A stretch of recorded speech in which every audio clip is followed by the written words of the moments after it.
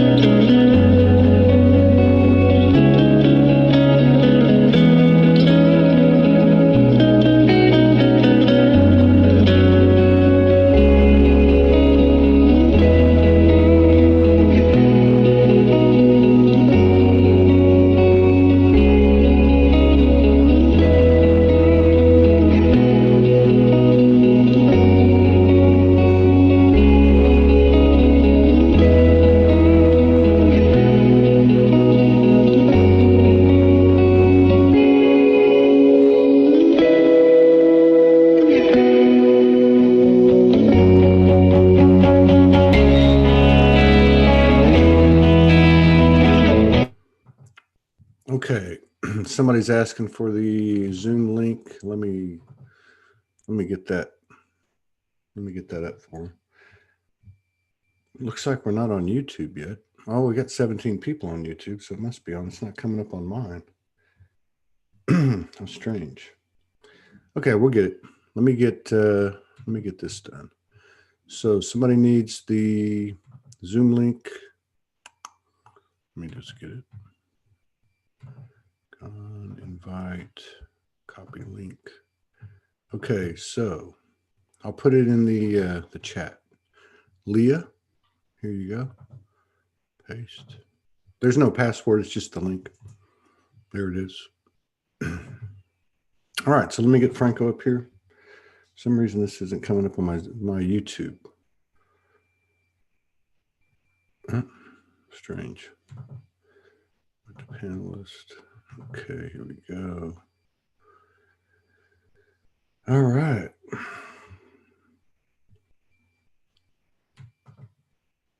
Start video. Huh. Well, somebody's got to be on YouTube because they're showing 19 people.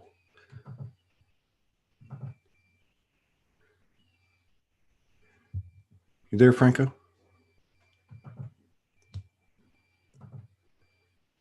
Should say ask. Should have a box come up. There you go. I think. Yeah, there you are. Well, there's part of you. You can see your chest and your arms. Oh, wait a minute. Your mic is out. Your mic's out, and your picture is kind of out too. I mean, I can see a little bit of you. So we are live. We'll work out these tech difficulties in a second. So Franco, your video is on. Let me try this. Make co-host. See if that makes it a little easier for you. Huh. Okay, well, let him work that out. It's not. Franco, your mic is out. Your mic is out, and your video, we're seeing like the bottom 15%. Yeah, thank you, E. Williams. We are live on YouTube. Whole bunch of people in the house. Got 30 on YouTube and 100 plus on the Facebook pages.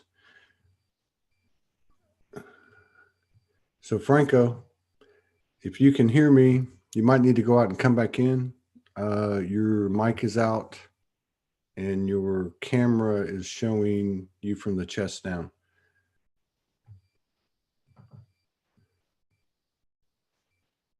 Let's see. We'll get this worked out. Anytime we have these type of issues, we always have a great show. So it's pretty Pretty powerful day today. It seems like it. I had to go down for about 20 minutes after the last show. Let's see here. Let's see. Yeah. Let's try this again. So what's been happening? Let me look at some of the comments and see what's going on out in the world. Let's see. Facebook comments. Ah, this is weird. We're having some weird electronic stuff going. Okay. Hi, Todd. Franco is not sure what's going on, but he's working on it. No problem. Thank you, Kimberly. We got it. We'll work it out. Let me double check and see if he's... Oh, there he is. Hang on. He's got two Francos. Here we go. I believe that might do it. Let's get rid of this one. Withdraw and remove. I'll remove that Franco and turn this Franco. Oh, there you are. There we go. Finally. Yeah. Hang on. Let me get rid of it. You got two Francos on here. I guess it's okay though. It looks like it. Well, we don't want to duplicate here and cause more confusion. It's been actually interesting because somehow it wasn't bringing me in. It was bringing part of me in, but it wasn't bringing me in. And I had no options at the bottom. Everything was gone.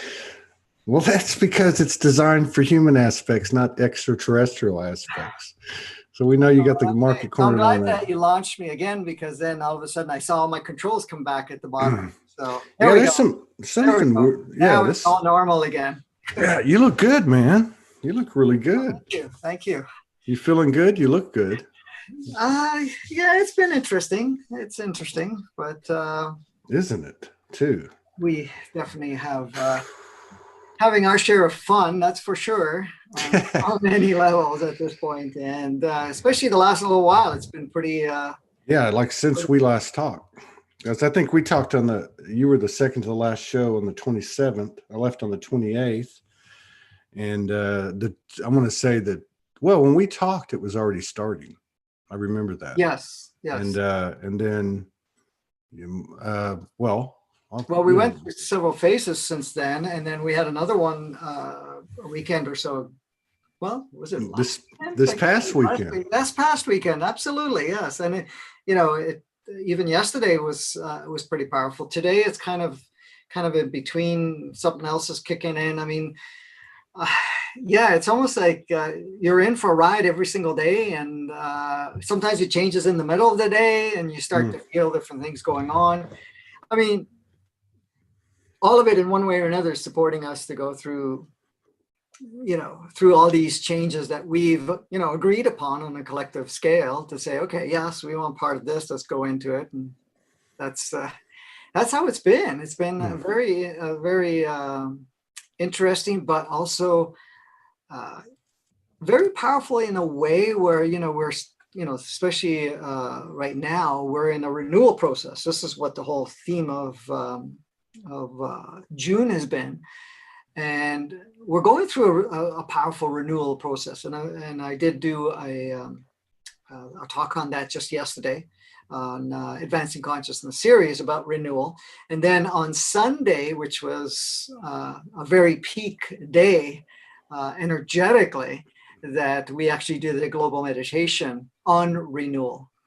Too. So those are the two that we did that was focusing, because we had hit, because the second phase of the month has been, it's almost like it ramped right up and put quite a few different pulses at the same time, and we had some energetic portals opening up and all types of things. And now the other thing that's also some of the DNAs have actually come online, not fully, but to a point where, depending on where our focus is required for the different individuals, those have been triggered. So we're actually receiving much more upgraded inputs from the species that actually support us at this point, as part of the makeup of the human experience. So that's kind of been in the forefront also, that which has been very interesting at this point. Sometimes you get to, and I don't know about you, but I'm sure a lot of people have been feeling somewhat spacey, and at times have been feeling dizzy, have times have been feeling even nauseated. Yeah, we both. Yeah. Both of us over here gone through that stuff. And then there's been because we were moving too. I mean, we were looking for a place, and then we found a place, and then that creates good stress, bad stress, and but it's all those things: nausea, dizziness, the 3D stuff being difficult to do, the tech acting really weird the last 4, 5, 6 days, including today, including what just happened.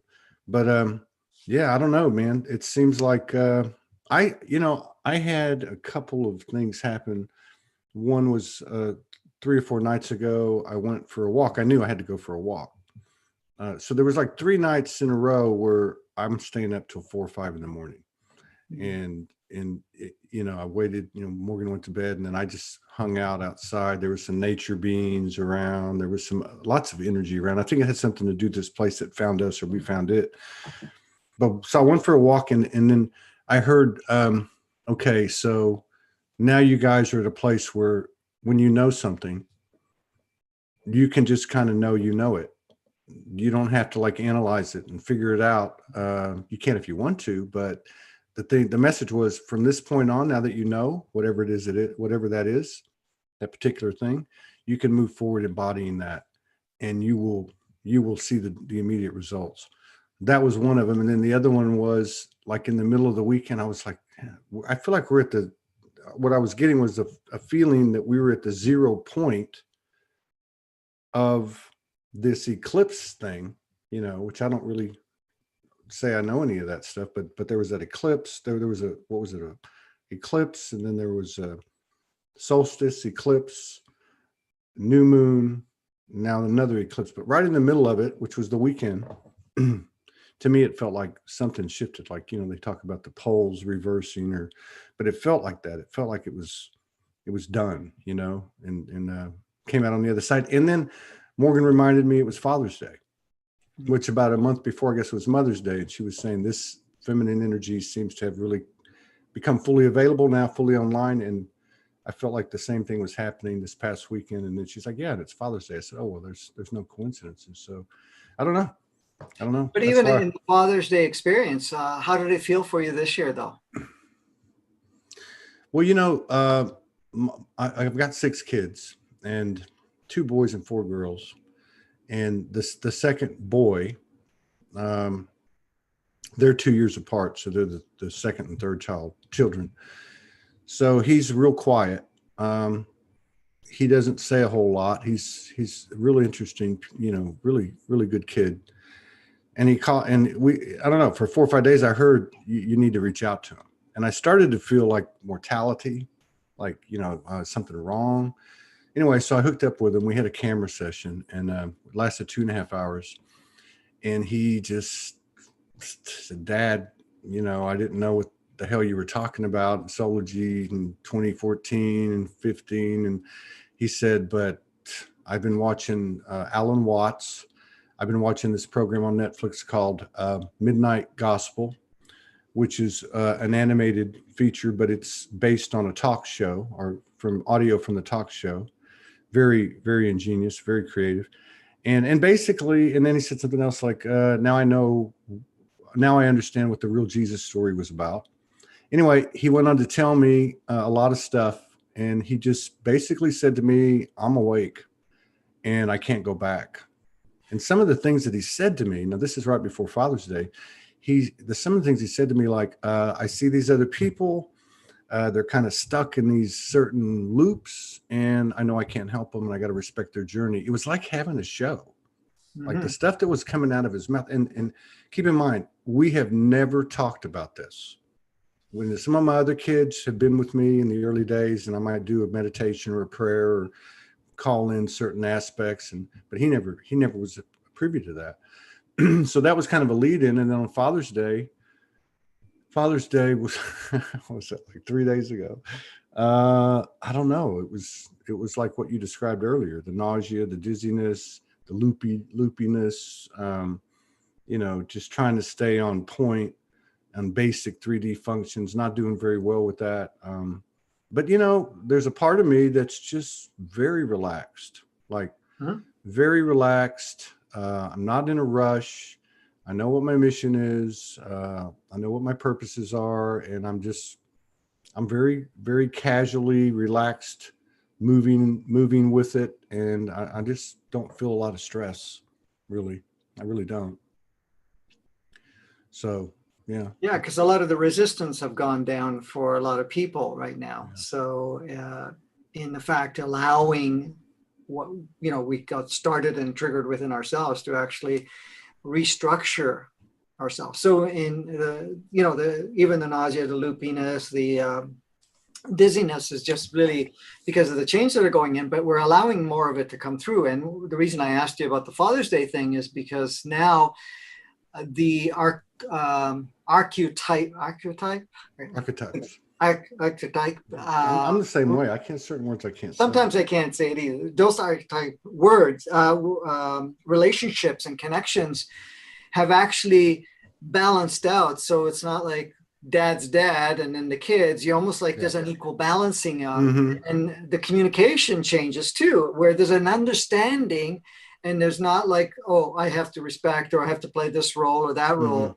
And a lot of that is shifted too, because I noticed that in myself also, and also many others, because when I was tuning into the energies of people at this point in time. And the other thing that also shifted, there was a more of a balancing of the male and female component of it. So that in fact, it was not like that automatic default where you go into the masculine energy and what that represented from a collective perspective.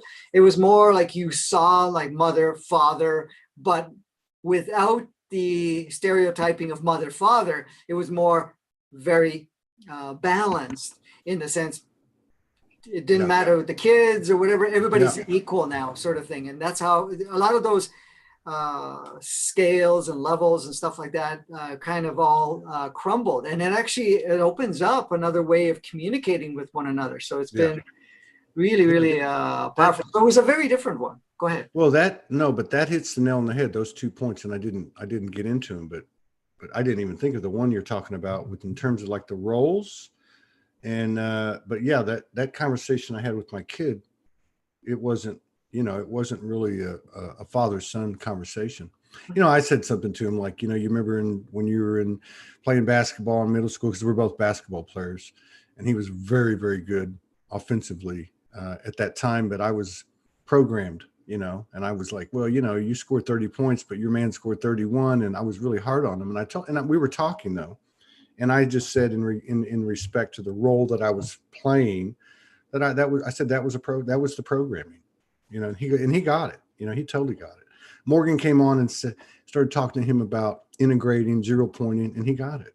And which again was strange because we never had this conversation. The other thing that you brought up too was the masculine feminine thing. So if I had to like explain what I was trying to explain with that Mother's Day, Father's Day period, it was like that feminine energy went like this. And again, this is energy, not incarnations, but so the feminine energy went fully up. And because of that, this other side swung up. And so Morgan and I tend to embody, as a small mirror of the energies. And that's what happened with us. We took a couple of days apart and, and then everything was really cool. The other thing that happened that was really significant, I think, was we went into, because we were moving. And again, this is not about us. It's just as the individual goes, so goes the collective. So what happened was I went into that chaotic soup, and right when I went into it, like I want to say like it would happen in say an evening, the next morning I woke up and I was like just in bliss. I was just like excited because I knew that from this chaotic goo was going to come a huge expansion, which is exactly what happened. Yeah. Yeah. And the beauty of it is that those chaotic experiences and so forth that would normally shift you and kind of give you an imbalance actually stimulates. It's actually instrumental now. Yeah. And it's also good what you were saying about your son, because it's also giving you much more confirmation and signs that more and more are coming online with a higher level of awareness. And each one that comes online right now, and even if they've coming in just different stages, is actually very powerfully instrumental in the sense of even elevating the collective energy, but also to stimulate more people to come online. Yeah. So, yeah. And the thing is, I like the word that you said. It's been more relaxed, because the mandate is no longer that you need to perform a specific way or anything of that nature. It's more of an allowance and flowing with it, because there's many parts of you that are working in the sense of organizing every aspect of the experience right now, not just the mind part. Because this is the thing, a lot of times or our automatic default has been our mind. We have to figure things out. We got to push things. We got to do whatever. Now it's like, okay, I'm allowing it, but I'm participating, but I'm not allowing that other part of me that usually like to go into the driver's seat and kind of instrumentally adjust things and do this. You're allowing all the other parts of you to come into play. So it makes it even much more with ease and flow, and you feel that relaxed state. And in that relaxed state, you're basically accessing even much more of your capacities to do so. So it's amazing how it's playing out right now. Even in all the stuff that's going on around the world, there's a huge realization, because I've seen it with so many people that are, have been super close-minded and have not even been interested to even talk about any of the stuff. And not that I get involved in talking about it, but in the fact of, even the hardest core closed-mindedness that may have existed, some of them are going, okay, there's something off here. Something doesn't make sense. And now they're questioning it. And now some of them are experiencing sort of I can't say a breakdown, but a sort of a destabilizing of themselves. And so, well, I don't know what to believe anymore. Yes. Which is great, because then you want to drop the belief part and you want to tap into the knowing part. And then you actually go, okay, now I got to see what I have to be discerning. And I need to, because with all the information coming in, you've got lots of polarity right now, of course, right? One dictating this, and this, and this.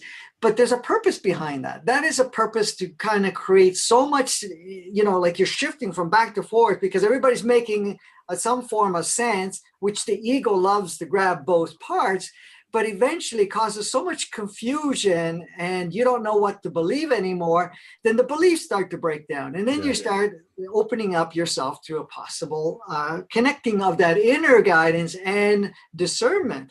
So you say, okay, now what resonates for me? Now, for a lot of people that have been very closed-minded may have that little breakdown version. It's like, I don't know, I give up, whatever it is. And, I don't want to be here anymore, whatever it is, which we all have at one point or another gone through.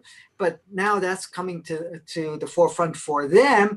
And then it's like, let me just observe. I'm not going to jump into any conclusion. I'm not going to jump into anything, because now I'm not going to throw myself up. This is the beauty of it, because it's not about throwing yourself into what the next story is or storyline or what anybody's saying. You're basically going to hear it. It's going to trigger what you already know. And that's the part that's coming into play. I think that was part of that knowing that little download I got. That's what it was saying was, once you know. And so like once you get, like, if you tell me something, it activates the memory, releases the code in me, I'm done. It's like something's changed there. And then I just remember too, like, okay, so what you're saying about these people that were, say, a little bit closed-minded in one department or the other, whatever the case was, that was the energy of my son too. Because he said, Dad, I'm 3 classes away. He's 23. He's some 3 classes away, 3 easy classes away from graduating and getting my degree. And he said, but I don't want to do it. I don't want to go into to the, you know, into the capitalistic work. I mean, he never talked this way before. Mhm. I said, well, what do you want to do? He said, I don't know. He said, I don't know. Maybe I'm going to get a second degree in philosophy, you know, use my degree to get a job, make a little money, go back to school. I want to be able to engage this type of conversation. It's the first time he's ever had this conversation with anyone. And I want to be able to engage. So it was very much what you're talking about. It's like everything he thought. He even told me everything that he was told or believed had broken down. Yeah. And he didn't know what what was going to happen. He was very present. And then I just remembered you asked me, what was Father's Day like? So I went to bed Sunday night, and the lucid dreams, a lot of people have talked about it. We even talked about it last time, have been really like, you know, really a lot of clarity. So I have this lucid dream, and it's the mother, the father, brothers, sisters, aunts, uncles, all this family, right? And I mean, it's as real as me talking to you, and all these different things played out. And so what ended up happening was there was a man in the dream, and I don't really understand all the circumstances, but he wasn't a good, I don't know, whatever. Anyway, somebody killed him, right? So they came to me and they said, we're going to get in trouble. And I'm like, what do you got, a mouse in your pocket? Because I didn't do anything. And they're like, so you need to cut him up in little pieces and bury him. So I woke up, Morgan's laying next to me, and I said, hey, I just had this lucid dream. You know how when you ask a question or you say something, you get the meaning as you're doing it? And I said, this is what I just said to you. And as soon as I said that, she goes, well, you know what that means, right? I'm like, yeah, I just figured it out. Yeah, I just buried myself, right? So I think that was kind of significant. And that felt very masculine. You know, the character that died was masculine. It was actually me, you know, I'm masculine. So going back to what you said about the feminine and the masculine energies, kind of coming together, I guess, or being on equal ground or something like that. It basically, to me, says there's balance available to us, which means that enough people have reached that point to create a collective impact. Yeah, I mean, the balance is part of our natural state, and even though it became, you know, what looked like natural being masculine, feminine, now it's going to this true natural state, which is basically a complete balance. So it's more of a holistic state where you have both parts of it, because a lot of the separational component that took place in the masculine and feminine was to create that further separation. So the separation was not only from aspects of yourself, now separation through gender, separation through different cultures and different races and all of that stuff that was going on. And then much of that is coming back together. So the parts that you're talking about, even with that lucid dream, most of us in one way or another are going through a death cycle, dying of the older versions of ourselves. And we're doing it in pieces to the point where we can't put it all back together, because we're going to take piece by piece, so that we can't try to resurrect any part of it and say, well, I'm going to reassemble it. So that we don't reassemble it. And that allows that newer you, that renewed aspect of you, to come forth. And that's the powerful part. And this is a lot of the things that are going on right now, even reflective in the world. It's not about us putting the pieces back together to get back to the old world.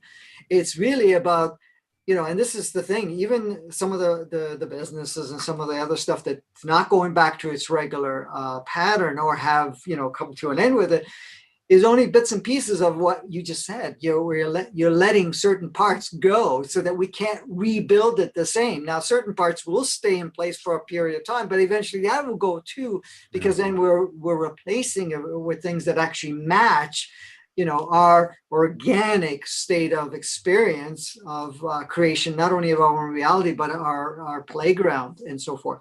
Even if you look at all the systems, even in the monetary financial system you want to talk about, you know, even that's going through a powerful transformation. Even if you look at it, you know, the amount that is being distributed and whatever else that used to be so controlled and everything else, it's like, okay, let's put it out there. Let's keep things rolling, because we know that there's a transformation going on. And now there's no accountability saying, oh my goodness, we're doing this, now we're going to owe that, because even that's breaking down to the fact that there is no ownership or of anybody or anything, right? So So that's the other thing. And what you said about your son too, and the fact of, what happens is we have a directive of saying, okay, this is what I believe I want to go. And I'm going to go in this world and this reality. For example, I'm going to do this is for my life endeavor or whatever it is. And all of a sudden now that's getting challenged because the eyes open up, the viewpoint opens up. They're actually tapping to a more pure essence of themselves. And then the illusion that has been, perpetuated starts to fall apart. And then it's like, I don't know what I'm going to do anymore. But now I'm going to look at seeing what I feel that I want to do now. I want to look at the world in a different way, because you have to look at it, even with those certificates or whatever you called it. What did you call it? That the kids get? Degrees. Degrees. Thank you. Yeah. The degrees and everything else, those degrees were all built on pretty well. There's only bits and pieces that is, adaptable. Was built on an old model, our old world. And this is the surprising part that people are going to find, or kids and young people that are actually coming into the playground, is that, everything I've learned, I'm going to have to look at what I can actually use. It's going to be shreds now. It's just going to take a little piece here, piece there. And the rest of it, I have to create myself or co-create with everybody else to this playground. And it's not the old playground. It's not the old version of the way of life, because when we look at it, I mean, all of the constructs in education and everything was all designed in the inverted matrix, inverted 3D, 2D state of being, which we are purging like in a huge way. And you see it right now. That was big this weekend too, purging. Yes. Physically purging. Absolutely. In many ways. and I was actually being told that.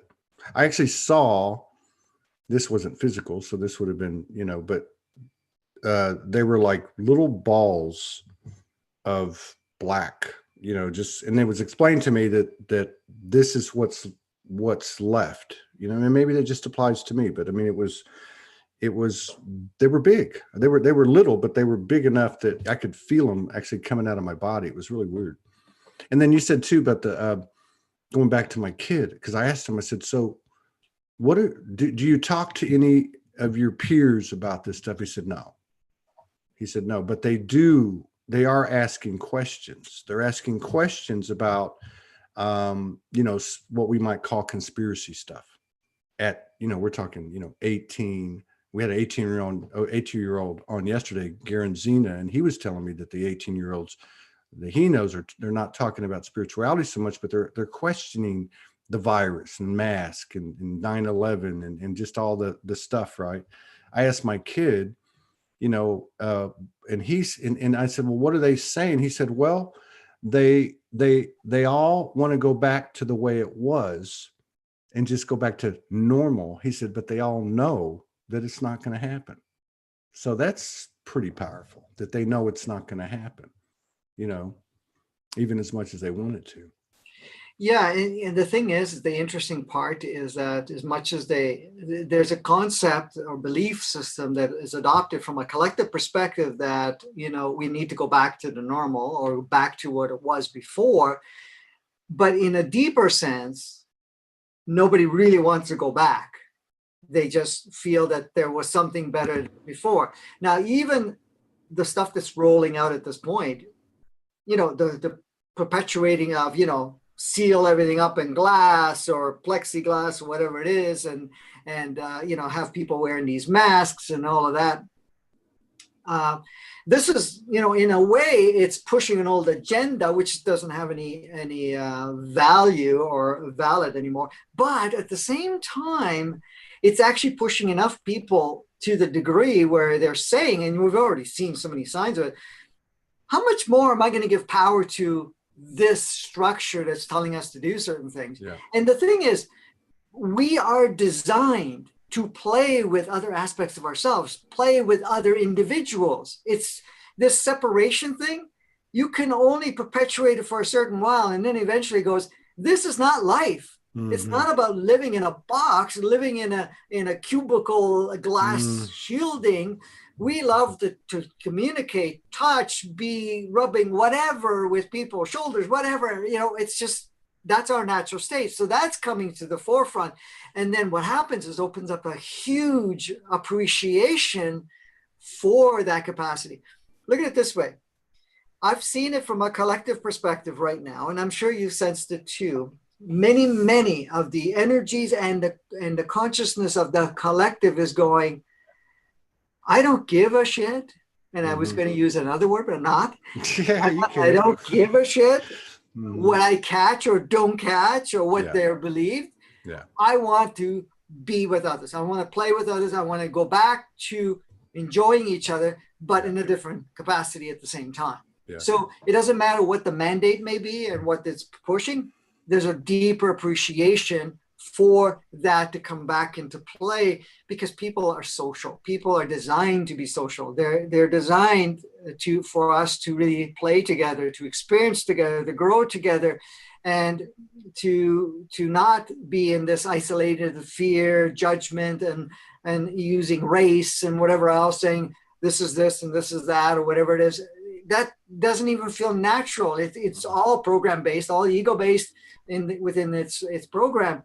But that is destabilizing, and it's like I'm seeing more and more of it, and I can feel the energies brewing to the point of where all of this is going to get to a point and say, we're not going to give power anymore to this. Yeah. It's not about what lives matter. It's about, we're all equal. We're all here to play. We're all, an instrument of this redesigning and so forth. We're not going to give power to it, because even the stereotyping of those different, races and whatever else, those were all made up, and, and they've changed. Look, like you're talking about what roles had changed over the thousands of years, where certain races governed over other races, and then it swapped. It was no different than women being once, in leadership roles, and then it shifted, and now it's coming more to the balance. It's all about bringing it back to balance, because both sides have been tried out, and both sides in separation and dominance don't work, because it's a cooperative. It's a playing together and bringing that part of ourselves to the fullest, to any dance that you do with anyone and with whatever group that you're engaging with.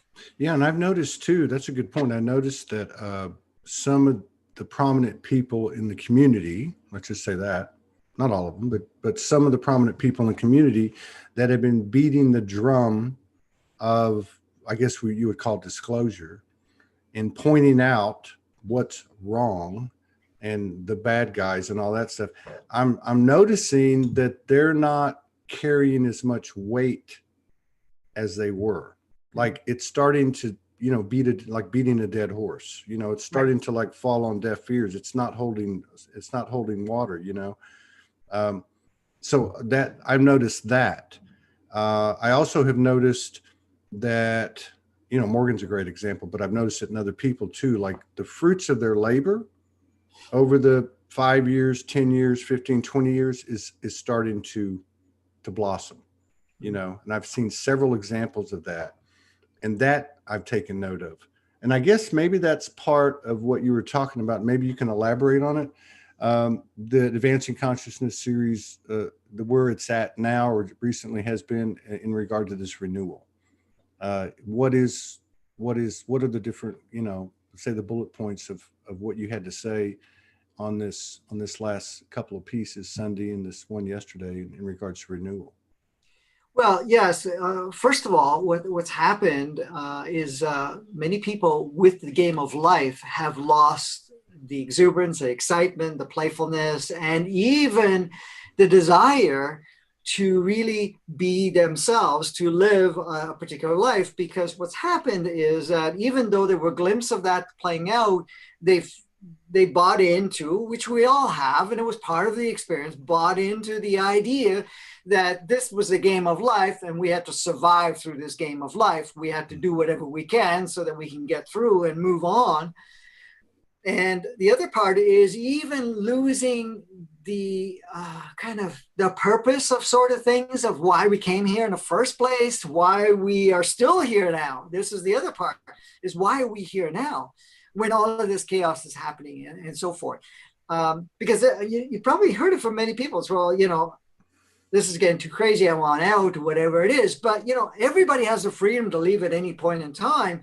However, there's a duality to this. This is the beauty of it.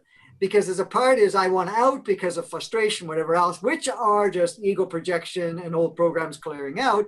And the other part is I don't want to miss the action. I don't want to leave here and then see that, you know, I just got onto the best ride ever.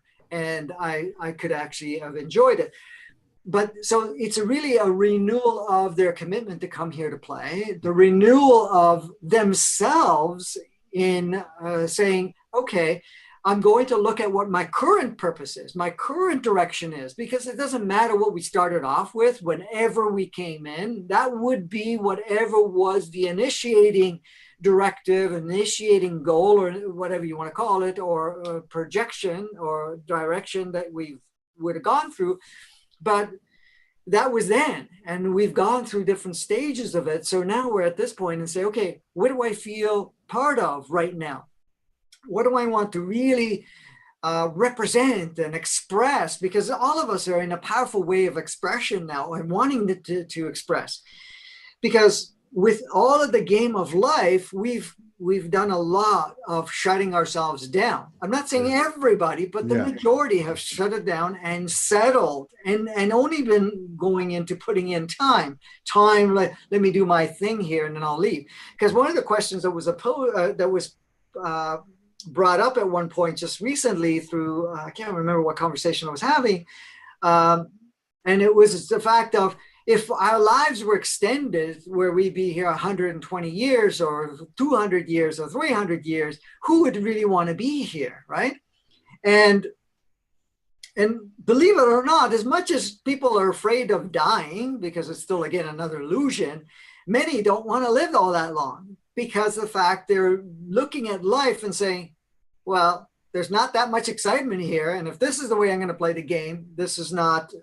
I don't want to be here that long, right? And this is one of the reasons that the aging and demising of the physical vehicle occurs, and even the state of the person, because they get to that state. If you communicate with a lot of people that have gotten to a certain age, I'm not saying everybody, but there's a lot of people that feel like they're just putting in the last time, putting in time just until their clock runs out and then they leave because they've lost that excitement, that potentiality, and they actually see that their current state is not, able to move forward, and you can even hear it from their dialogue. I'm too old, it's too late, it's too this, whatever it is.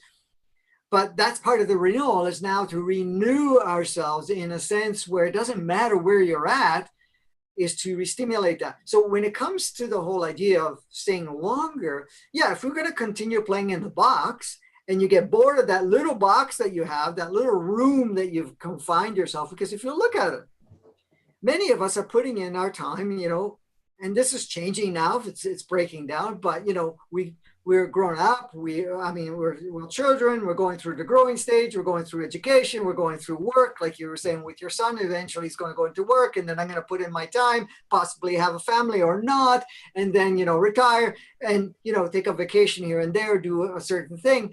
But, the majority follow that path. Others have started to break out of it before, but when you're looking at from that viewpoint, then the interest is not there the same way. So the renewal is to get access, that excitement, and to negate where you're at right now in the sense of I'm at a certain age or whatever I did or whatever, I've experienced before.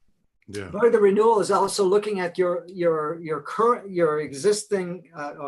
past experiences and everything that you've brought you here today, and have that love, appreciation, and so forth, and say, okay, great, but what am I dealing with now? What do I have as tools? What do I have as my playground? And that's why, being present, being observant at that point, and say, okay, let me see what I have to play with right now, And even with the dance that's going on, how can I be part of that? And not only in the limited part of it, I want to be part of that expansion of whatever is playing out at this point in time. And that's kind of what's occurring in the renewal process. So it's renewing ourselves, because we all came here you know, Todd, we all came here with excitement. We all came here with a passion to be that spark that we are, that beautiful gifting, that beautiful expression that we had inside of us.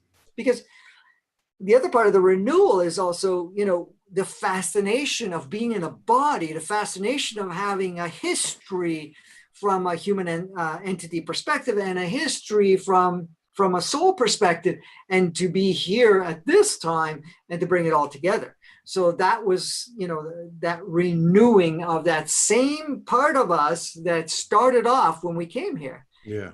Yeah. I think we caught some of that again too. I forgot. A lot of stuff happened on Father's Day. I didn't realize it until somebody mentioned it.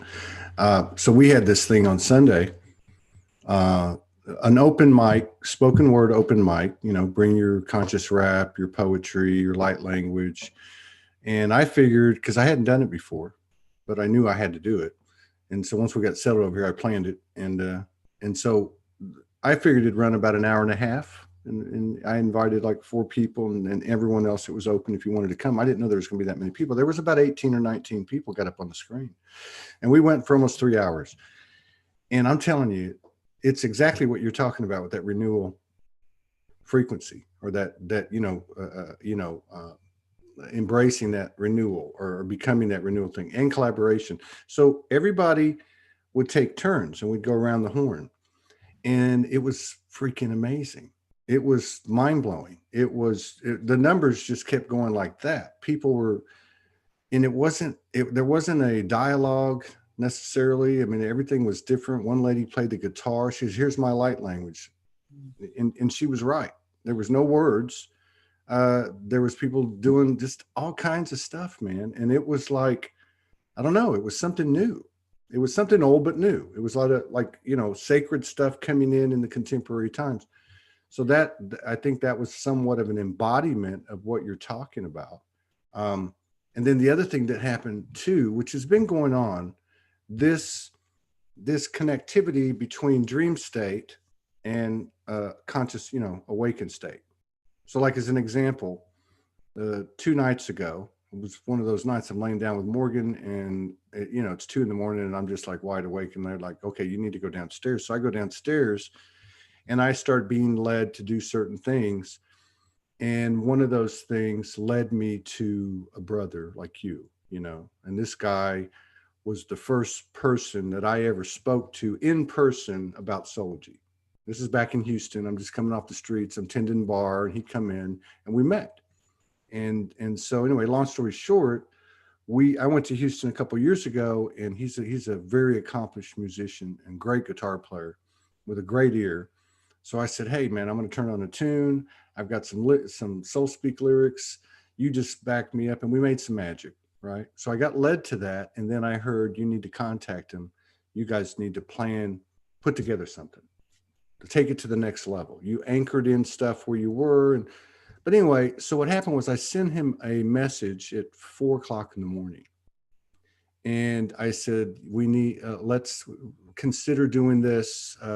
Let's pick, if you're up for it, let's pick a date in Houston in September, and let's do like a little Soulology fest, and we'll do it.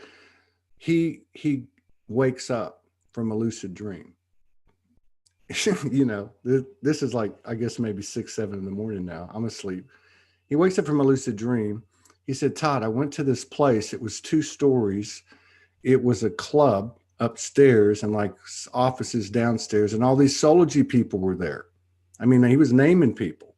So-and-so was there, so-and-so was there, so-and-so. And we were all collaborating. I went upstairs and it was a club atmosphere and we were going to put on a show. So what I'm saying is there seems to be a connectivity. And I know we talked about it before, but this was even more seamless. And I got to believe that that's going to continue, because I've had other occurrences like this in the last few days. Some of the people I knew and some of them I didn't, know so well. So it's like that information, like whatever we're doing in what we call dream state, and I realize that can be an awakened state too. We're still there, but it's that memory staying with us. And that's pretty exciting. It is. And what you've just described there, that's kind of the alignments and orchestration that's taking place. And, and the beauty of remembering it in that lucid dream state is that that way you can take action accordingly instead of just having it on the back end. And then, but not only that, that with that memory, it gives you kind of a blueprint of, okay, great, this is how it's going to look, or at least that's the direction we're going to aim towards. And a lot of people have been having more and more lucid dreams, more and more connections and so forth taking place. And what you just described is very much what is taking place in the sense of creating these new levels of alignment, because the thing is, using your lyrics, using the music and so forth is a very powerful language, very powerful vibrational energy, which plays a huge role in stimulating more transformations on so many levels, even beyond what the people that are there. It affects the whole planet, right? Yeah Because there's a harmonic tune that the Gaia wants to participate in too. So that comes through, but it's not only limited to Gaia, because we're receiving a lot of that. Because I found that some of the musicians are really tuned in. They've said, in some of the sessions I've done with them, is that they seem to be selectively tuning to what we call a galactic tune, a galactic sound and so forth, which they're starting to bring in and putting in their music. And now, of course, it's not hitting the mainstream, but it is getting out. Go ahead. That's what this was like. I mean, this was like, I got chills several times when I talked to you. I do, but today it was even more. But so far. And so that's how the whole thing was. But people were crying. I mean, this was, and there was not a lot of talking, and there was a very diverse, group of expressions. There was all kinds of stuff, from fairy light language to this lady playing the guitar. This gentleman that was on yesterday, Omani Naji, he's never played music. and then he goes out to Sedona and he finds a tree, and the tree starts talking to him. Next thing you know, he's playing the native flute, and then he's making this very original, incredible music. So I did a show with him yesterday. He participated on Sunday because he saw what was going on. Can I come on? Yeah, come on. So I said, give me some of your songs, and I'll play one, the intro, and play one in the middle. And so I played one in the beginning. I forget what it was called, but there was no words. It was animal sounds and nature sounds with a beat. And it was called Lemuria. He said that this is what I got in the download, and I put it without words. This is what it is. So that's what you're talking about. And, and I feel like that the creative part of it, the nonverbal, not totally nonverbal, but I mean, at some level, nonverbal, that's like, kind of like indicative of what we've stepped into here. We used to have to explain everything and communicate everything. And now it's just kind of like, here it is. Here's this big band of frequencies making a vibration. I'm going to throw it at you from my heart. And I saw that happen, like 30 times on that show. Now we know that the first 6 months, it's not over yet. The first 6 months of this year have been absolutely incredible. You've been talking about June since the end of last year, at least on the show. What do you think the biggest difference is going to be between the first half of the year and the second half? Well, the next phase of it is it's heavy duty integration. And the integration within ourselves is because of everything that we're receiving. We're actually integrating, we're actually changing, we're actually getting involved in the changing. And this is one of the things that you had mentioned when you were going through those states where you saw those balls of darkness and whatever else. That was older pockets of consciousness that was very super polarized and very what we call lower, denser energies that were utilized at different stages in your experience, and were still locked in your cells. And now with those higher octane octaves and frequencies coming through, those started to purge and to allow us to be free of those, not only patterns, but really those energy pockets that our body responds to. Because you remember, all the cells communicate. And if we got those lower dense parts, so if they get triggered, they launch throughout your whole body, and your body may react or may, feel that uncomfortable or something of that nature, or have a tendency to react in what we can call a negative way, or, an unconscious state, because those are very unconscious pockets. So that's kind of what's being stimulated very much. So now the integration of part of it is integrating not only the energies coming in, the consciousness coming in, the purging that we're going through, like you were saying earlier, we're letting all that stuff go, is to really experience an adjustment of what's going on within ourselves to align. So even with the music that you were talking about, that had animal sounds, we have to understand that those animal sounds not only trigger us, but also our tones that are coming out that are actually upgrading the sentient beings, or what we call the animal kingdom, the oceanic kingdom, and so forth, because they're going back more and more into their natural state, because they're not operating in their natural state.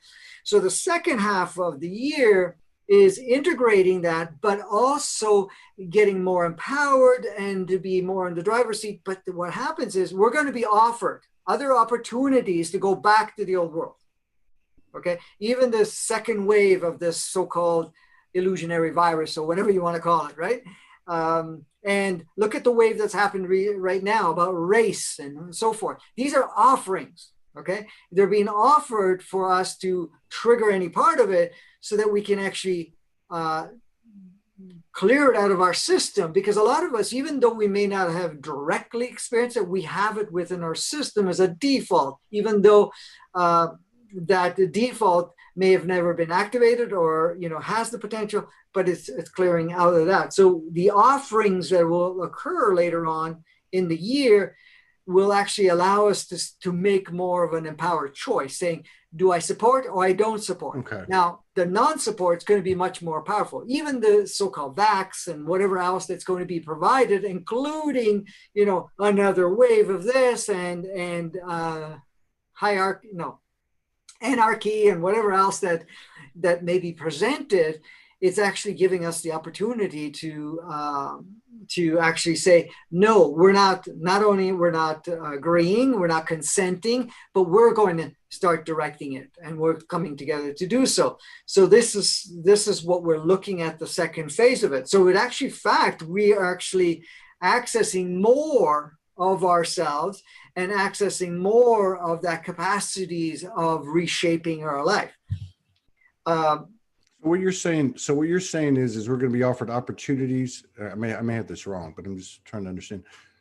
We're going to be offered greater opportunities, which ultimately will allow us to make a stronger choice of non-participation, or choosing, like in other terms, a higher timeline or a better earth, or whatever the case is. But driving us to a point of just saying, hey, that's just not, that dog won't hunt. I'm not doing it anymore. Exactly. Okay. So the opportunities will represent as going back to the old world, going back to the fear mode, going back to the fact that, we don't have any freedom. Even this whole thing of potential martial law and all of that stuff there, that's an offering. That's an energetic, conscious, old world offering.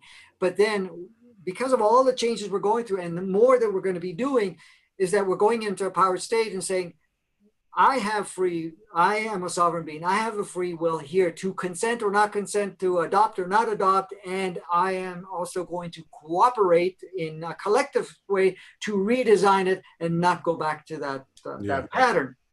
Because the intent is by 2021, when we step into 2021, we're in another phase of progressive movement forward.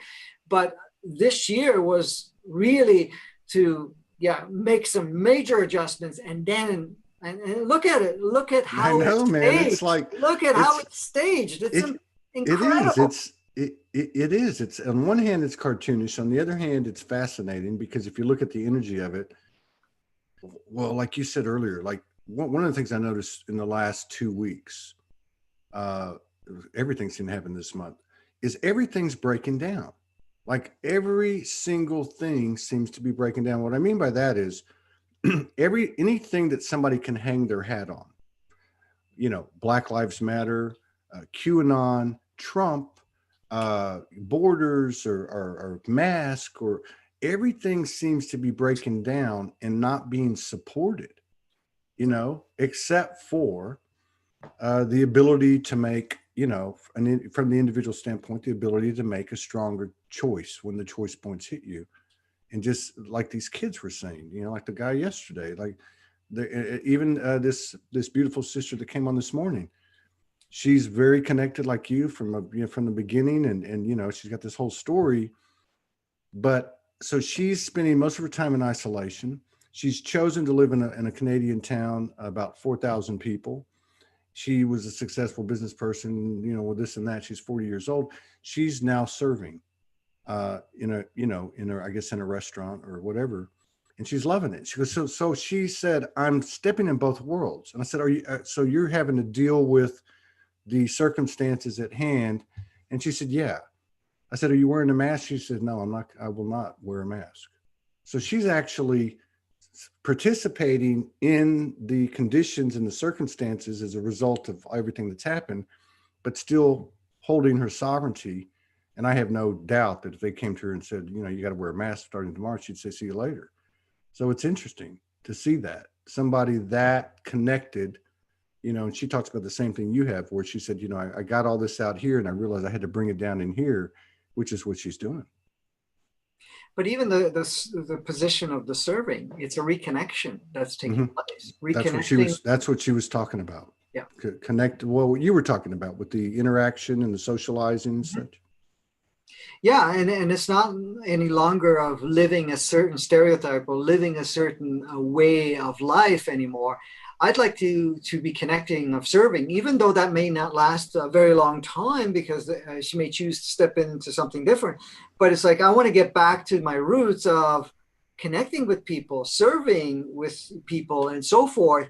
And then I'm going to go to the next level to serve even further. But that isolation, disconnection part is to really give the opportunity for self-integration, bringing that part of herself, because when we go through education, we go through the game of life and whatever else, we create a facade version of ourselves. And then we try to, even though, look at the beauty here, even though you don't fit that facade, you try as much as possible to kind of fit in that mold. And then the destabilizing comes in. And, all of a sudden it's like, you can't stay in that mold. You break out of that mold. And it doesn't matter how much invested time, resources, or whatever was involved to put that facade together, and even the support by others, because you'll see some people who say, well, why are you giving up, Wall Street, or giving up this, lucrative position and so forth? Because for them, they can't play there anymore. And it's like, no, I need to go and do something. And they go into something more simple because they're getting a chance to break out of that mold and then discover themselves while they're connecting with others and so forth, and get a feel for things. And it feels much more natural for them before they step into something even more profound in assisting others in a different way.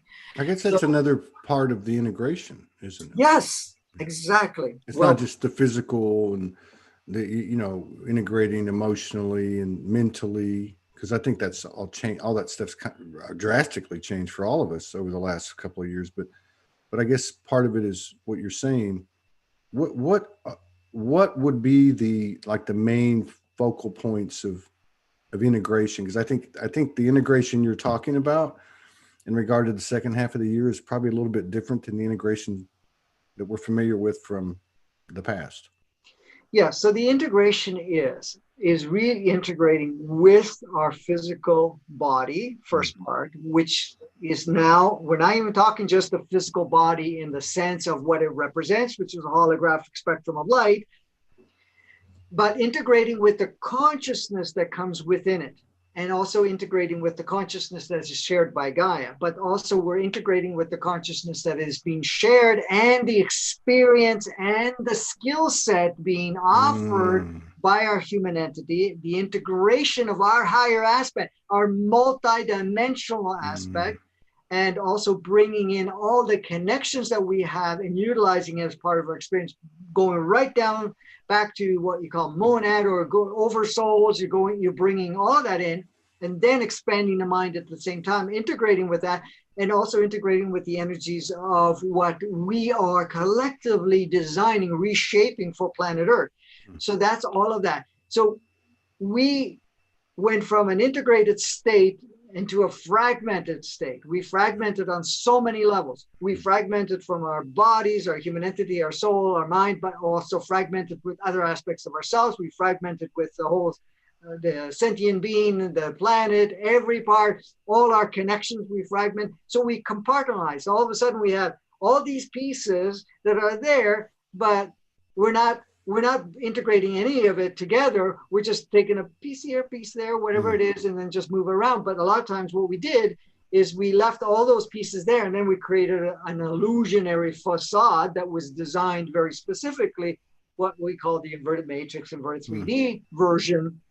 This is why education, media, and all of that stuff has been very, very powerful in pushing people to abandon all of those other parts and really create an illusionary projection of what reality and life is. So the integration is starting to bring all those pieces in and redesigning ourselves in a way where we're using all of those resources and letting go of the facade version, or the what we call the collective projected, even it doesn't matter where it came from, even from the projected inverted matrix, but also the projected role players that were, people call elites and whatever else, and anything that's been mandated, because right now it's that part of it is so hard to hold on to that it's basically no. And that's what the integration is. Plus, we're also integrating the offerings that our whole galaxy, our sun is providing, all these codes, all these spectrums of light, all these vibrational frequencies and so forth, all integrating it with every other piece. So it's a full, complete integration. And we're going to go through that in stages along the way, because it depends on what stage you're at. Some will take huge leaps in integrating more and more of it. Some have already made huge jumps already, but others are coming into play. So you're going to notice more and more people, like the example you gave with your son, that, they can light up very quickly and start jumping on very quickly. Because first of all, the path has been made by a lot of people like yourself and others around the world that have been already on this path for a while, some even longer. And so to them, there's already a path and there's already an energetic field and everything else is coming in. So it's like, I can be part of that. And then the integration process is actually much more expedited and much more, efficient in a way. It doesn't have to do all of the other stuff, because it's not about repeating anything either. This is the thing. It's not about repeating the path. Like, for example, Todd, we all have gone through different stages in our lives and what we can call the awakening, all right? Yeah. And the realization. So what is that? A lot of us had to go through something that could have been more painful. Others had to go through ups and downs and so forth. And it's taken a long time. Some people have taken decades to do it, and some longer and some a little less. But it's not for us to replicate any of that. For example, somebody says, oh, you got to do the work. Like even the purging work. Well, the purging work that you started 30 years ago or 20 years ago or 10 years ago was much more labelful. Moved a lot slower, was more ingrained, and it was like almost like you're taking down concrete and you only had a little hammer to do it. Now is that concrete has become already fragmented and you just have to touch it with your finger and it'll fall apart. Because the fact is, right now, all of that solid state of that old pattern, energetically and otherwise, because of all the support we have, but many of us have done it. So the purging is happening so much quicker, so much easier, and we don't even have to go and dig deep to do it, because it's breaking down. And this facade thing for people, right now, for somebody to hold, it's much more difficult to hold on to the facade than to let it go. Where before, letting go of the facade was extremely hard compared to what it is now. Now it's the opposite. It's hard to hold on to it. But, you know, a lot of us will hold on to it for a period of time until it crumbles. But once it starts that avalanche sort of thing, it just starts to fall apart so quickly that you can go from, you know, Wall Street one day and next day you're serving, or you're doing something else, or you're just taking off and just saying, enough, I'm going to go do something else. And before it was like contemplating and figuring it out. Am I going to be okay? And what are my family going to say? And so forth. Yeah. Now it's like, F off. I'm going to do it anyway. He almost said it. Right? But that's a good point. That's a good point, because holding up the facade, you know, holding up the old roles, labels, and all that, it's not working. It's not working. You know, even if you really have a lot of conviction, because I'm seeing that with people, and I've had some people come on and they've talked about it too. You know, that lady came on yesterday and talked about going camping with her daughter, who was about 27, and 2 or 3 of her friends, and they've seen her as a woo-woo, you know, her whole life. And now they're like going, hey, let me look at those crystals. Now, what do they do? You know, like, so, you know, I guess there's 2 sides of it. One is that type of, you know, inquisitive curiosity, and the other one's the resistance, which, you know, I'm seeing some of that, and it's just not holding salt, you know, it's just not doing it. It really isn't. Yeah, the resistance for change right now is getting less and less stable and supportive, in the sense of, meaning I can hold on to the resistance, because a lot of times right now the resistance is difficult. The resistance to change has shifted to where resisting non-change is actually more difficult, because it's all going in the direction. Well, I guess that's because the bulk of the matrix is changing. So exactly. how can you hold on to the old when it's not even there anymore? I mean, it's like, well, you know, I drew a projector yesterday on advancing consciousness, and I was saying, you know, the thing is, right now the screen that used to be the inverted matrix that we used to reflect and support. Okay, so the screen had a certain spectrum that would support what we were projecting. So here we are, the projector, looking at this world, this old world, for example. We're looking at this world. Well, the screen was the inverted, the matrix, which was the inverted matrix. So even though you were encoded to project a certain reality, the screen would support that. Now the screen is actually illuminating, so that that old version that you're projecting into the world is getting faded. It doesn't have the color enriching colors or anything of that nature. It's like the old TVs where you do the brightness, you know, and it gets really white. Yes. You know, I can see what you're saying. Yeah. So that's the thing, is because the organic matrix doesn't support that world. So you're trying to project it, but it's not going to show up as solid, as real, as doable as it was before, because it's actually showing something different. It's actually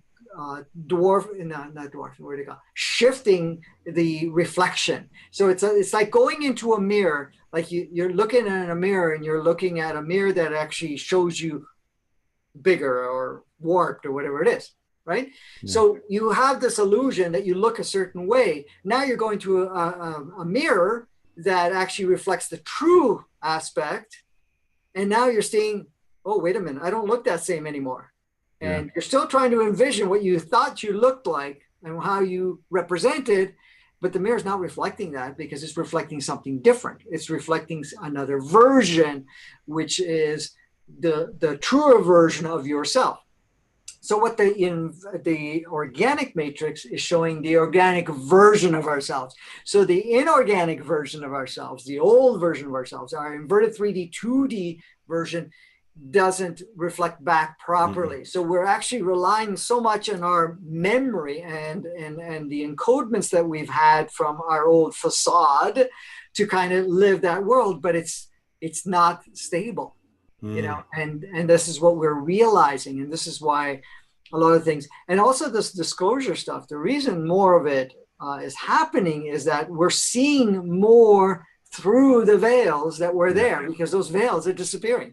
Yeah. And the sense of even the veils that we put up ourselves, because how many of us have said, when something got shared with us years ago, and some people up to just recently saying, oh, this is what's really happening, and said, no, no, no, no, no, because they have a filter that says, Yeah. no, this has to support what I believe right That's now. right. That's what Is I was talking that about earlier. That's what I was talking about earlier. Everything, and I'm not talking people. You know, I bring up Trump because he's the president, and I'm not talking people. I could talk about Clinton or whatever, but it's like the conviction. You know, they're adamant. It's got to be this way. It's got to be this way. And if you're carrying that frequency, it's a negating frequency. It's a resistant frequency to your own organic, right? Uh, but it has to be that way. Q has to be real, and it may be real, but if I have this conviction that it's got to be this way, I'm watching those things fall apart. Like they don't have the substance, and I'm watching it affect people. You know, like they're going, oh, maybe there is another part of this, or maybe they're more open. You know, and it's interesting to see that, and the way you explain it makes it easier to understand, because there's nothing there to hold it up. exactly, exactly. Mm, And the thing is too, like you mentioned Q and all of the other stuff, you know, the one thing we have to understand that it's not a particular group or individuals or anything of that nature that is actually going to make the profound changes in our collective playground. yeah. It's each and every one of us that is participating, and in one way or another is actually doing it. Even when the matrix was taken down, even though we did get assistance to take that place, but it was the collective that said, we're done with this. Yeah. We're ready to shift this, because we've all, in a super conscious level, without what we can call unconscious level, from the mind perspective, have agreed that we're done with this experience and we're ready to plug the rest of it in. So the same thing with all of these systems and, you know, all these individuals that are playing certain roles. Is it QAnon or anybody else or Trump or whatever else? They're playing certain parts in the dance, but how far it goes, what is all of us contributing, all of us being in that state that's actually reinforcing that desire, or not even desire, but that worldscape that we're projecting. So this is the thing. It's you know, people say, well, how can we expedite this? Well, the expediting is us expediting it, but we're expediting it because we're not in judgment of what's there. It's because we're wrapping it up. It's like, we're done with this. Okay. We've reached our saturation point. We no longer require this as a support, because remember, most of the time that we want to hold on to anything is to hold on to support our facade, but our facade is breaking down. So we don't even need to hold on to that old world to hold our facade. Because I've heard from people too saying, well, if all this breaks down, look at all the work I put in, all the money I've saved, all my retirement or whatever else is all going to fade away. And I go, well, it's going to change. Yes. But don't expect that world, holding the world until you're done to support that facade, because what we have capability to do will supersede anything else that you've already believed that you need to do, because all of that stuff you did before was an old construct. Yeah. It doesn't mean that all of a sudden you're down to zero. You're just going to flourish in a different way, and flourish in a way where actually it's even more satisfying, and it's not going to feel so disconnected. Because the thing is, what we find is, even if you went into a financial component where you have tremendous amount of resources, but the rest of the world is not, and it's still the old world, you don't get the same connection, the satisfaction, and that ease when the rest of you, all your other fragments, aspects of yourself projected, is not on the same page, or playing in the same game. This is why the thing is, when we talked about the change starts with self, which is true, your individualization, specialized signature self, but it's about all the selves, because every single individual on the playground is another aspect of yourself. Right. It's about all of us playing together. So we want to create harmony, and that's what we're working towards. And we're not working towards, we're already going there, but to create that alignment where everybody's playing free, everybody's a sovereign being. There is no haves and have-nots. There is not all this polarity stuff, because if you look at the haves and have-not, it just projects polarity. Who has, who doesn't, who controls who, or whatever else, who wants to dominate who. But all of that is breaking down, because it's not even fulfilling any longer. It actually feels empty. It's like eating that dessert that's super sweet, gives you a little high, and then the crash, right? And you have to keep pumping it. But what happens, you need to have more and more and more, and eventually it makes you sick, right? And that's what we're getting to the point of, not making you sick, but you're going, it doesn't matter how much I induce here, this is not working. So how can I now be part of this change? Is July about renewal, or is that more of the June?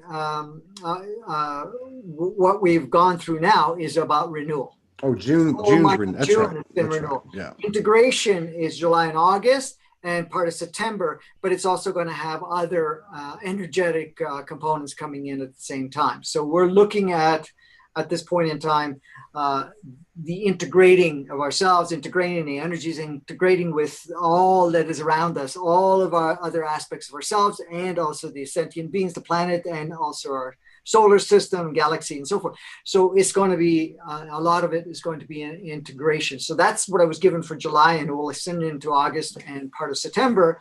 And in September, I don't have the formulation of what that's going to look like at this point. I got a little glimpse of it, but it's really not something that we can focus on. So we have to go through the integration. Yeah. And the thing is, too, the sharing of whatever comes through for any of us at this point in time, because there's so many changes, there's no consistency, because the amount of advancements we make and the different adjustments that we make will expedite certain parts and may slow down other parts, because there's always feelers going on, depending on because there's simulations and feedback, and the feedback, so every wave that comes in gives us a feedback. Are we ready for the next one?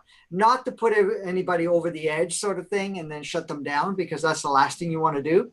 So even though it's been powerful, we seem to come out of each one, not come out, but we advance from each one. So if you look at all these energetic waves that you even felt yourself personally, and many others have, it's not there to wipe you out. I mean, it's there to, probably knock some parts of you down for a few hours a day or whatever it is, but you come back bouncing even much more powerful because of it, and then prepared for the next. Now, some people say, well, what happens to these people that are checking out? Well, they're checking out because they've done their part, and their checking out is very instrumental too. Not only unplugging their certain energy, but also that their unplugging actually creates a ripple effect within the family dynamics to open them up even further. So, like I've always said before, it doesn't matter how a body comes out of, gets unplugged from the planetary playground and the soul's leaving. It's really, in my departure, what's the best role I can play to facilitate all other aspects of myself that are engaged at this point to assist them to move even further. So I've noticed that even some of the people that have checked out actually stimulated the family dynamics to look at their lives, where they had that opportunity before, but really didn't exercise it. But now they're exercising and say, okay, now it's time for review. For example, there was a person that I was working with just recently, and then, they had a family member, actually a sibling, pass away, and they're still very young people too. It's a sibling, and all of a sudden it was like started a whole chain reaction with the person going, now I'm looking at it. I really need to spend time and looking at my life and really how I want to move on from now, because, I saw my brother go through all of this, and he never got to that point that he wanted to access in his life, because he was still caught up in that. I'm not going to repeat that. So that was an instrumental tool for many of the other members of the family, other siblings and so forth, to now evaluate their life and actually be more open to something else because of it. Yeah. Yeah. Very good point. And I've seen some of that. I've got an old friend that her spouse purportedly passed from COVID, but the 2 or 3 weeks she was very public about it, and there was a lot of good energy as a result. There was a lot of rallying around, and there was some TV exposure and community exposure, and there was some positive to it. Right. It really was. And I've seen, and there seems to be an uptick in people checking out, unplugging. Well, yes, and that's expected at this point. It's going to continue from all the indications I've seen, and so it's really the unplugging. But there's new energies coming in, anyways, new embodiments coming in, and so forth. Some, will check out completely and unplug from all aspects. You're unplugging the human entity, you're unplugging the physicality, you're unplugging the soul, and whatever else. Others will make openings for different energies or different souls coming in or different human entities coming in, mainly the souls. But from every indication is there are many that are said, okay, I've come here for just that specific part of the ride. I'm ready to leave and I'm going to go elsewhere, or I'm going to support from the back end or something of that nature. And it's just a matter of, it's not like, we have to understand, Todd, and I know you realize this, and many other people realize it. We don't check out because of what the flavor of the month, the flavor of the year, or whatever disease is going around, or virus, or anything like that. That is not the instigator of anything. It could be used as a tool, as an opportunity to say, okay, this is what I'm going to use as my exit out because it provides a certain experience. But the thing is, the only reason you would exit or even go into any other state of, because you're done, or that you're ready for a different change, or you're creating an opening for something else to come in. It's your choice, though. Yeah, it is. It's always been. And I know people say, well, we got to be careful on this and that. The point is, and I've had people say to me, oh, aren't you afraid to go out without a mask and this and that? And I don't go into this, okay, this is fake, whatever. I'm not going to even go there. It's just like, no, it's not part of my experience to plug in a responsive reaction with other people would want to believe. It's not, we all have that freedom. It's not, singleized or singular to one particular individual. We're already sovereign beings. We all have that freedom or free will of how we're going to experience anything. You can be in a room full of various very powerful viruses and whatever it is, and you can be perfectly fine. It doesn't matter what your immune system doing and not, because energetically you're actually either allowing that to mimic that experience to create a shift in yourself or not, right? You have that choice. Is it going to serve me or not? Is it going to stop me or not? Does it need to kick me in my knees and fall on my knees, and really reflect on my life? Then I'll activate it, but not to use it for checkout. But if I'm done with it, I'm going to knock myself on the knees, get my realization, but I'm going to leave anyways afterwards because I'm done, right? So that's always been on the forefront. It's not new. It's just that we're more conscious of it now. That's all. We're more aware that we have that capacity and that we can exercise it at any point in time. And it doesn't matter. Like, I know a lot of people say, well, if we don't take precautions, we don't do this, we don't do that, what's going to happen? Nothing. It happens. Exactly. Choose to make it happen, because you take it or not take it. I've talked about examples in some of my workshops years ago, even where certain people were so cautious about their life and taking every single protection possible, making every, preventive measure that they could. And they kept having experiences that, you'd say, how could this be possible? How am I having this? Well, because it's not about the steps you're taking. It's what you're utilizing, because there's something that you're trying to give yourself a message of that you need to shift in, and that you're ignoring. And once that was achieved with no protection, everything stopped. Hmm. Isn't that interesting? Isn't that interesting how that works? Yes, yes. We're very powerful. We have a massive amount of capacity. We adopted the idea that we're powerless. We adopted the idea that our external environment dictates our internal environment. It dictates the way we experience life, saying that what I see on the screen shapes my life. When in fact, it's you shaping your life and shaping the screen. It's the other way around. So we just adopted that as part of the experience. And this is what we've been playing. And now we're coming to the realization that that is not how it works. And how do we change our world? We change ourselves, and then we start changing our world, in which we're all doing anyways. Right on. Right on to that. So I've asked you this like 3 or 4 times, I know. And there's something to it, and it's come up again. Okay. And that's the whole, so the soul has a lineage and the human has a lineage, right? Yeah. And you've explained that. And the reason I'm bringing this up is because there's a conversation in my head. And I don't know if it's really the right term as a conversation, but there is a stream of memory that is clearly human incarnations. Okay. So I look at that now, and this just happened. I kind of brought this to a head a couple of nights ago. And so I referred to that. I know it's not Todd Medina, but it's human. And there is a thread of a given consciousness through that period. But then there's the other one. And the other one has been there since like the day I was born. And, I know that particular one, and it's coming in too. I don't know. It's obviously very ancient, carries a lot of different, has a lot of different. So I'm trying to I guess they're doing this, okay, in my head. Yep. And I'm a little bit confused about it. So the human lineage is the human lineage. I mean, this is let's say I had 900 lives. Okay.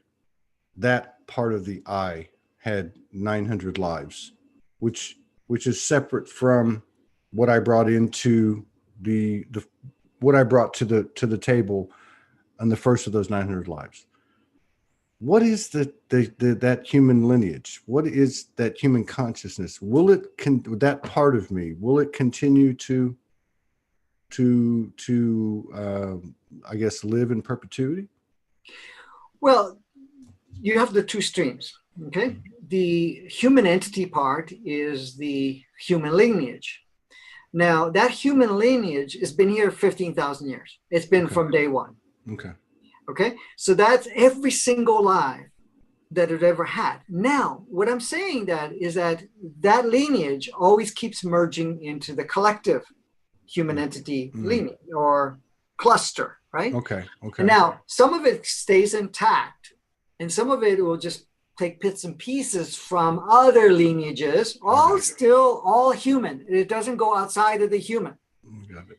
Now, so that has billions of incarnational aspects that it can access, but it doesn't access all of that, because each human entity, like the one that's in yourself, and each one has, actually only takes a certain segment of a stream. So it says, okay, these are all the lives I've had in human form. So it carries that lineage. Now that lineage, again, is to perpetuate and expanding very specifically the human experience, the human collective experience. The soul's lineage is the multidimensional. That one comes from any place. It basically comes from source, because everything comes from source. But at the same time, it's had a different chain of lineage. It's had multiple different physical forms and different dimensions and different planets and so forth. Yeah. So it has that too. Then, of course, you got Gaia's lineage that presents through. But a lot of us also carry a thread from our family dynamic lineage that we also stream. And yes, they are all merging. Now, you have to understand, your human entity is growing by your soul. Your soul is bringing the multidimensional, and any time that it's actually incarnated with any any other soul that has come in, it's upgraded itself. So the human entity itself is actually expanding its capacities by the gifting of the sharing of a vessel or that stream of light or that holographic projection from each of the souls that have come in. So your soul is coming in from a multidimensional state, is now in your body. It's upgrading the body. It's upgrading Gaia. It's upgrading the human entity. But each one is providing an offering of its experience.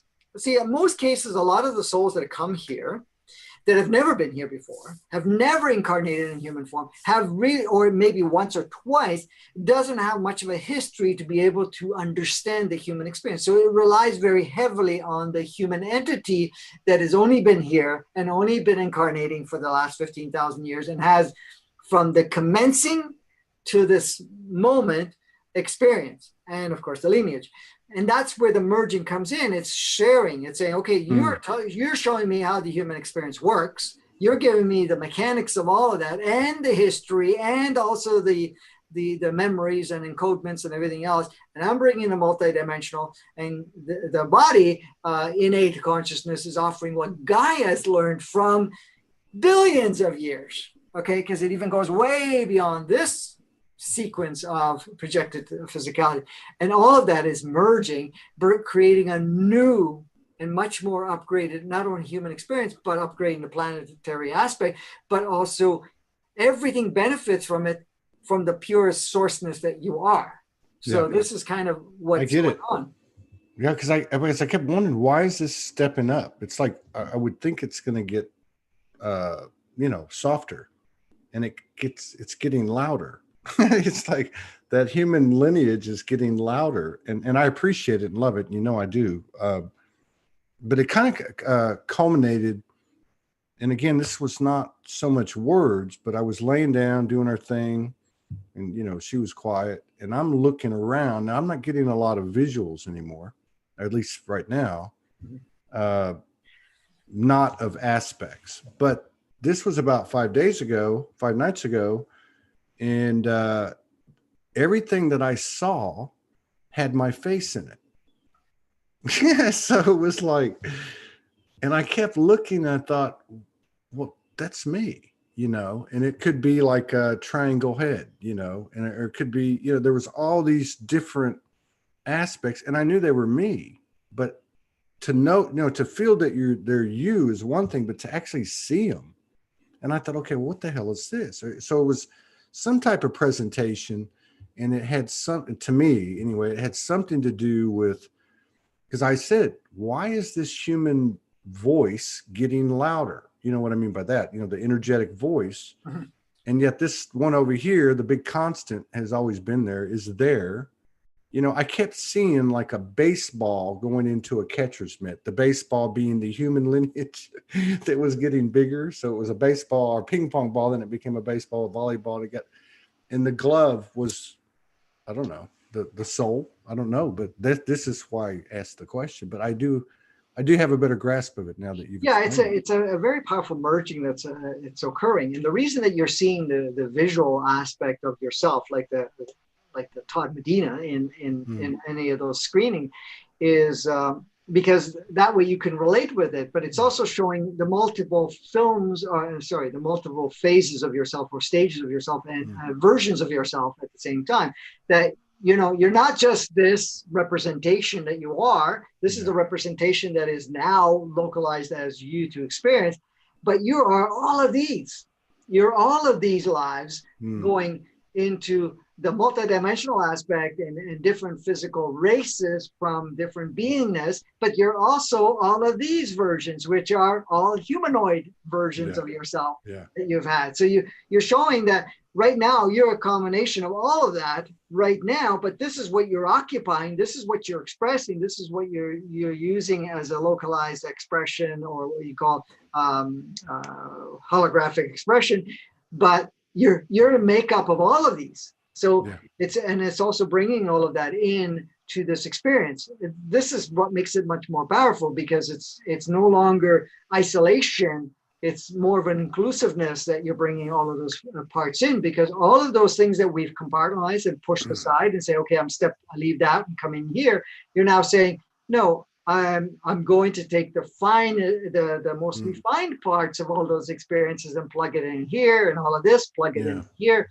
So right now you're becoming much more multidimensional in this aspect. Yeah, one of the reasons I was a little confused is because some of them were obviously, and when I say it was my face, it wasn't necessarily this face, but definitely the eyes, you know, and you know, whatever you call that.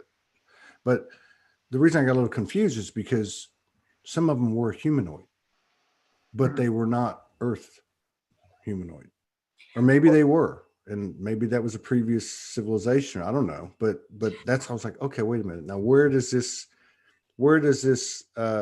start and end in this one, you know? But it wasn't like that. And that's when I saw the ball. It was like, you know, going into this big mitt, you know, and I guess it is emerging, multi-merging. Yeah. And there are other humanoid looking, maybe not identical, and the operating system may be different, but has some similarities in the humanoid looking on different planets with in different species that are, because there are species that people will call also very humanoid looking at that point. But that would have been an embodiment of that time and what that represented, and the merging that we just talked about coming into play. Because I mean, we have to understand that even this human experience right now was never designed to be stagnant. It's always been evolving, or it was designed to evolve, even though it didn't evolve very much. It actually devolved for a long period of time. But now it's, you know, going back into that evolving part, so that all of these inputs that we're putting in and merging is actually facilitating us at this point in time to expedite the evolving. That's probably a better word to do it. So we're almost like taking leaps rather than, you know, the gradual thing that we were doing before. Do you go through stuff like this, or did you go through it already? Well, a lot of it I've already gone through, but I'm still going through stuff. Some of the things I've explained to you, I'm presently dealing with in the sense of some of those experiences of the merging and whatever else, and, you know, feeling those changes. I mean, even all of these energies that are coming in, I do feel it on a physical aspect too, and I also see it in how it actually activates certain memories of, you know, the collective perspective and so forth. But, you know, in a way, you know, I may not always have a great appreciation right at the start, but then I get an appreciation because I have a deeper understanding from it. And then even having a communication of this nature, or even making changes within myself, is actually very powerful to assist others. And others are doing the same thing. It's not just myself. I'm not exclusive here. So, yeah. I just wondered. Because I know you've had a very unique situation since you were, you know, in uterus, you know, in utero. Well, some of the stuff that people are going through right now, you know, has happened a long, long time ago, you know. But that doesn't mean there's not been upgrades to those experiences also. It's interesting because there was a phase of my life that, you know, that almost seemed like it was blanked out. It didn't even exist. But it seemed very neutral at the time, because I remember going through a child. It didn't matter what the intensities were and the polarization that was playing out at that time. I didn't even feel fazed by it. But interesting enough, over the last period of time, I can see some of the imprints that were left behind that would never even dawned on before, now coming to the surface. So you're experiencing it, and it's like, whoa, okay, you know, there was an impact there, even though it wasn't recognized or even expressed or experienced at that time, but it's being now expressed and experienced. So that not only creates closure, but it also wraps up things that weren't, you know, really. There was an importance, let's put it this way. My realization has been there's been an importance to hold a certain frequency throughout my whole life. And if I got engaged too deeply in what was playing out at that time, it would have altered my frequency. I got you. It would have lowered it. So now that there's a much more stable, from a collective perspective and personally, that visiting those things, bringing those parts in, would not alter my frequency that much. Even if it did adjust it a little bit, it would bounce back up very quickly, where before you could easily get lost in the whole dance of that whole play that was happening then.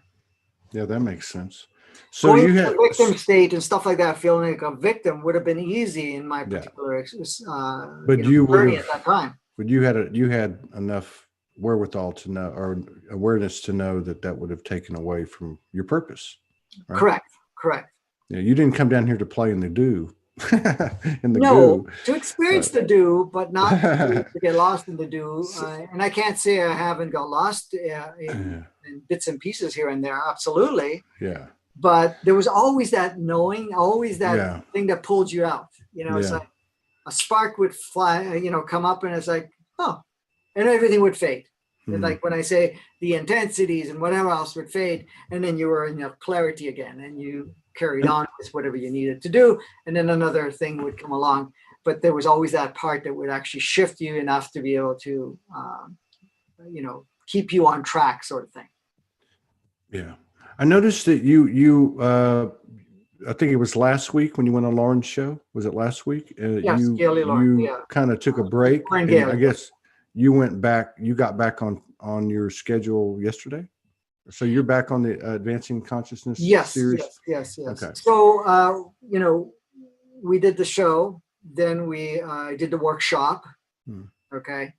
What was it? Yeah, did the workshop. And then after the workshop, the next day, which was the Tuesday, because the workshop was Saturday, Sunday, Monday, I had intended to do an Advancing Consciousness. I did the workshop, and I intended to go back on track on Tuesday. However, I was physically not in the best of shape. My body had gone through a crash because it was on such a high for 3 days. Yeah. And doing it, it just crashed, and there was no way I was going to effectively. That was last week, though. We're talking about. Okay. And then the Thursday, I didn't do the Advancing Consciousness because we did the Lauren Gaily show, and to do two back to back, I would have to, move the times, and it would just be a little too much. And then the Saturday, I didn't do it because on Sunday I intended, and I shifted what I was going to do on Saturday to do it on Sunday to catch the highest peak of the energy of that time, to do a global meditation. So yesterday, which was Tuesday, I got back on track. So there'll be another one tomorrow and another one Saturday. And then the following one will be Tuesday. But then after that, I'm going to go once a week for just the July and August. Oh, okay. However, I'm rolling out the Advancing Consciousness podcast. Right on. That's going to be more daily, but that won't be live. It will be recorded and launched every day for 5 days a week. That may happen next week. If not, it'll be the following week. Okay. It just seems like there's so much going on, and plus I'm preparing for another summit that's coming in about the middle of the month, and we're putting out emails on that, and we'll be. Oh, you're going to have another workshop mid-July? No, it won't be a workshop. It's actually coordinating with what is it called, Advancing Soul or something like that. There's a summit that's coming. Oh, okay. So I'm putting the content together for that. So that's coming up, I think, the 13th or 14th of July. We're going to be. Kimberly's already sent some emails on that. Or no, she's putting that together, and I'm also going to post that on Facebook. So I don't expect to be doing another workshop until September at this point. That's all the indication I've gotten at this point. But the Advancing Consciousness will be once a week, and then the Advancing Consciousness podcast will roll out, and that will be video and audio. And so you can access audio through the iTunes store and excellent, and the different. But it's also going to be on YouTube. So, but that will be the YouTube version will actually have video to it too. Right on. And I won't be standing on a board writing or anything like that. I'll be just talking in a similar way as this, taking topics, and I'll make them shorter so they're not going to be an hour and a half, 2 hours like I've been doing up to this point in time. I don't know if you can do that. When I watch, I can't see how you could. You cover everything. I'm just. Yeah, I don't know either. This is my intent. I guess the only way to do it would be to do one for 2 hours and then cut it into 10, 15 pieces. Well, the thing is, that's the intent, and that's why we're going to record it. So we take chunks of it and just post it every day. So plus it gives us some time for people to catch up, because I have a lot of people that are still behind in the Advancing Consciousness because they're so long. Right? I'm one of them. I'm just.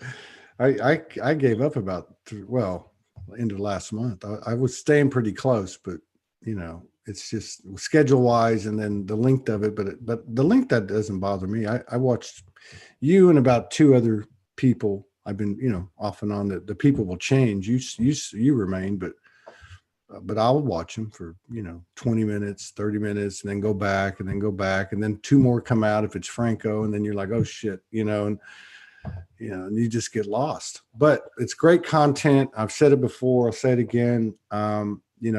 Kimberly and Franco were doing tremendous work in this community, and this has been going on for many, many years. And there's some people out there that are very, very big in their delivery, and there's some people out there that are more. I'm not taking shots at anybody, but they're just a more humble kind of thing, quiet, subtle, like Franco and Kimberly. So I would encourage everybody. If it resonates with you, if this programming resonates with you, and I want to thank everybody for the continued love and support and contributions that you give to Soulgy. We wouldn't be here today. We wouldn't be in this Soulgy house, our first place after 3.5 years, modest place. But if this show's resonated with you on the live or the replay, and you're considering making a contribution to Soulgy, please direct that to Franco and Kimberly. Kimberly, if you would, please put up the PayPal for you guys, or whatever the app that you're using. And if anybody can't find that, just send it. If you're going to send a contribution, just put Franco's name on the PayPal contribution, and we'll forward it to him. Okay. Well, thank you for that.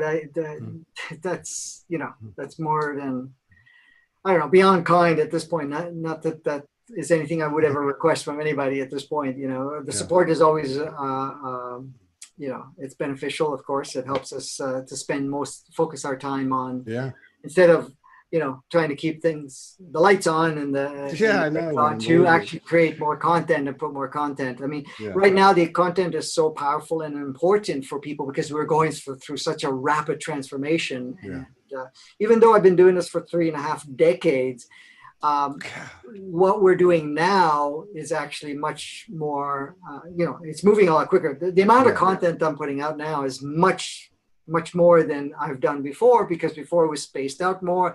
People would get overwhelmed after one, for the longest time. Well, the learning curve was different too back then. Yes, exactly. And the openness. Yeah. But it was more linear. Yeah. You were dealing with a different, and maybe I'm just going to plant a seed, get September, late September. I'm glad you got a rest. You look very good. Several people said the same thing. You look fantastic. Thank you for what you've been doing. Keep September in your mind, because I think I'm going to put something together. It looks like down in Houston, and but I'll have more on that, and I'd love to collaborate. But we collaborate like this, whatever the case is. But I just feel these gatherings coming, and I'm just putting it out there. But anyway, thank you. And as always, thank Kimberly. Thank you, Kimberly, for putting that up in the comments. And I'll see you in a couple, 2-3 weeks. Yeah, absolutely. Thank you. All right, brother. You take care. Take care. Peace out, everybody.